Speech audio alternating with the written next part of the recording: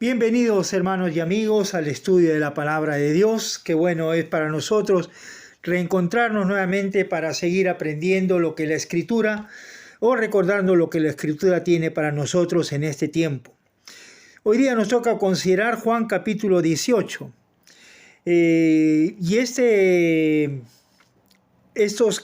capítulo 18 y el capítulo 19 hablan acerca del arresto y el juicio y la muerte de nuestro Señor Jesucristo. Entonces, estos dos capítulos es un compacto de lo que vivió nuestro Señor Jesucristo en este último día.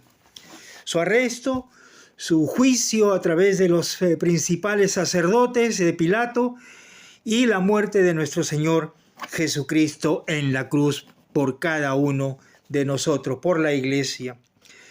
En primer lugar, tenemos que ver la traición y arresto de Jesús en el huerto. Ahora, se habla en el versículo 1, dice la Escritura, al otro lado del torrente de Cedrón. Ahora, la palabra Cedrón era un torrente, ¿no es cierto?, estaba rojo de sangre, ¿no?, de miles de corderos de la Pascua que ahí se habían destinado para que todos los desperdicios, todo vayan a ese lugar. Y entonces nuestro Señor Jesucristo, dice la Escritura, después de terminar el capítulo 17, dice, salió con sus discípulos al otro lado del torrente de Cedrón. Ahora, en este torrente de Cedrón había un huerto.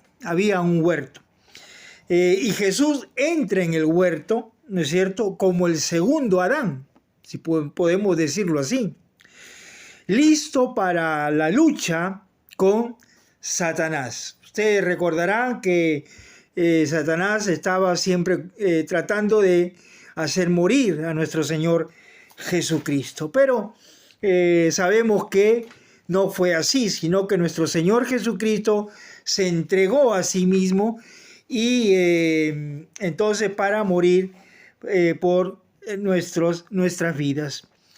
Versículo 2 dice, y también Judas, el que le entregaba, conocía aquel lugar porque muchas veces se había reunido allí con sus discípulos. Judas, pues, tomando una compañía de soldados y alguaciles de los principales sacerdotes y de los fariseos, fueron con linternas y antorchas y con armas. Pero Jesús, sabiendo todas las cosas que les habían de sobrevenir, se adelantó y les dijo, ¿a quién buscáis? Le respondieron, a Jesús Nazareno. Jesús le dijo, yo soy. Y estaba también con ellos Judas, el que le entregaba. Cuando les dijo yo soy, retrocedieron y cayeron a tierra. Entonces vemos aquí algunos personajes. En primer lugar, Judas, el que lo traicionó por algunas monedas de plata. Ustedes recordarán que nuestro Señor Jesucristo había puesto a Judas como tesorero de los 12 discípulos y le gustaba entonces el dinero. Por eso es que fue a vender a Jesús. En segundo lugar, dice el versículo 3, una compañía de soldados. Y una compañía de soldados, más o menos, algunos han considerado que una compañía puede ser algo de 600 hombres, puede ser una compañía de 50 hombres, puede ser una compañía de 12 hombres. No se sabe exactamente la cantidad de personas, de soldados que fueron a apresar a Jesús. Entonces tenían que ir.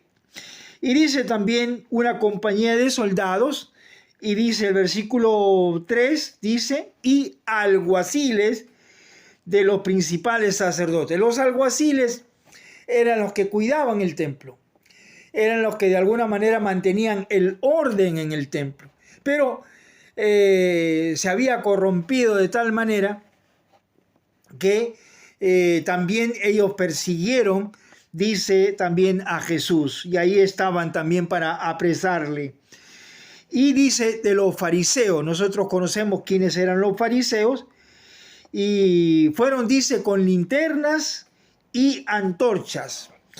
Linternas para poder alumbrar en las cuevas donde quizás ellos pensaban que Jesús iba a escapar y se iba a meter a una de las cuevas. Y las antorchas pues para iluminar el camino por donde iba. Y también dice, y con armas.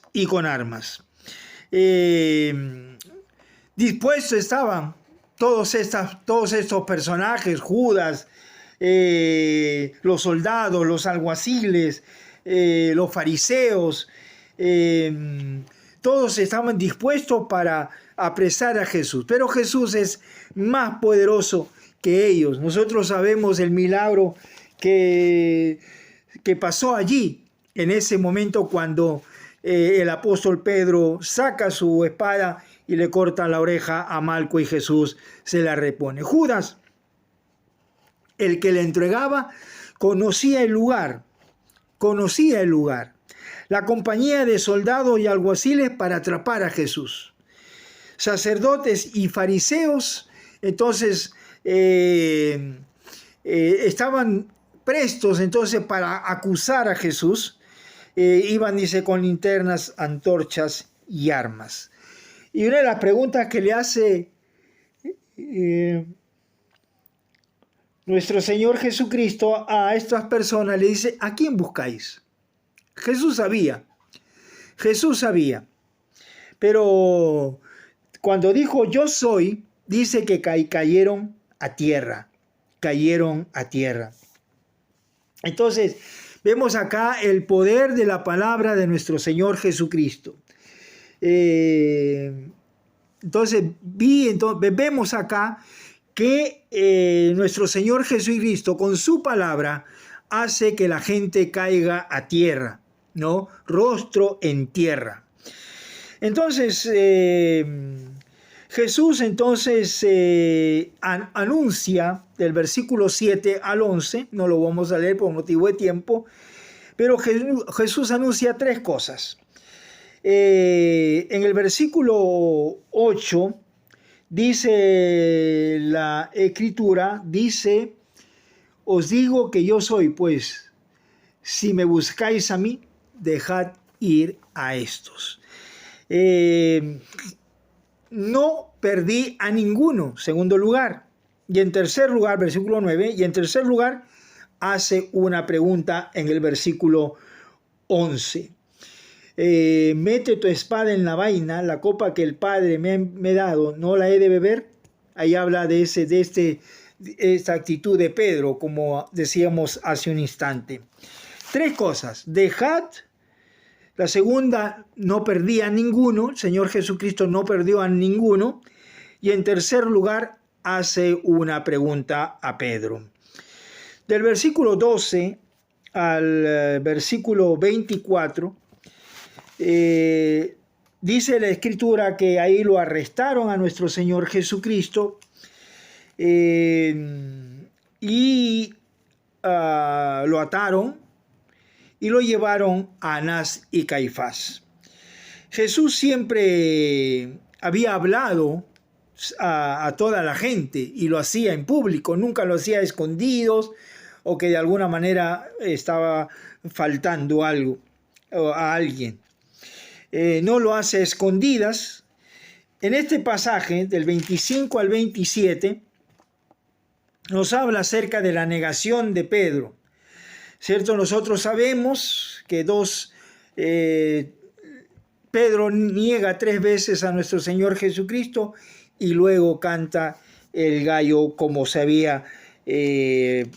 Jesús lo había predicho cuando estaba hablando con Pedro. Jesús le dice, 3 veces me negarás antes que cante el gallo. Y así dice, cuando Pedro escuchó esto, se puso a llorar, dice, amargamente. Del 28 al 32, Juan enfatiza su juicio a la autoridad romana. Ya no a Anás y Caifás, porque no podían dar muerte sin el consentimiento de las autoridades romanas. Por eso es que lo llevan donde Poncio Pilato. Y Pilato era un inflexible, era vanaglorioso y muchas veces fue acusado de corrupción, violencia y extorsión. Vale decir que Pilato pues era una, como dice en el argot, dice, era una joyita, ¿no? Entonces vemos acá que Pilato no quería tomar el caso de Jesús. Él, por intermedio de su esposa le dice, no te metas con ese hombre porque vamos a padecer mucho. Y entonces, sin embargo, Pilato trata de alguna manera de canjear a Jesús por Barrabás, ¿no? O Barrabás por Jesús. Entonces los judíos queda que todos iban a gritar que suelten a Barrabás, ¿no? Entonces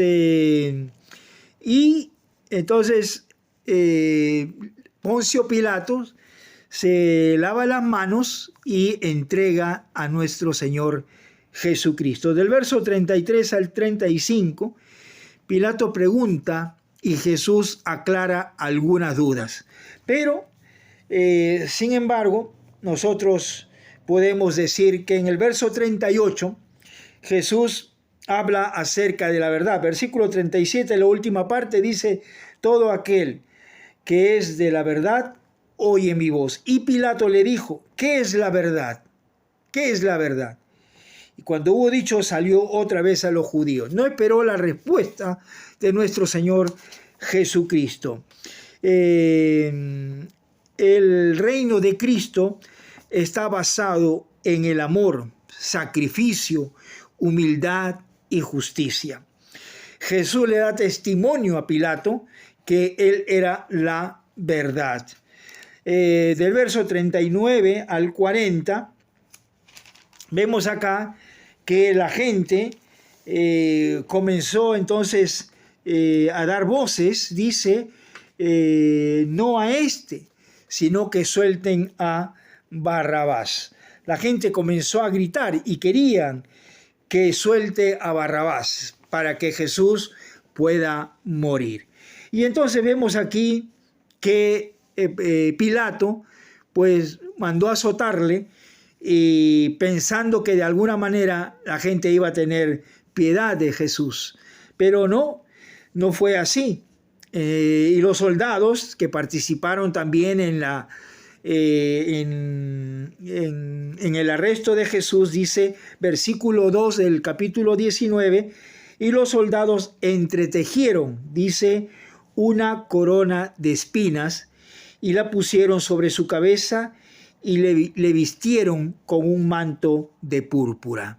Ahora, nosotros sabemos que cuando uno tiene una herida, ¿es cierto? Entonces, si pones un pañal o un trapo, entonces eso al quitarlo, eso duele, ¿no? Duele muchísimo.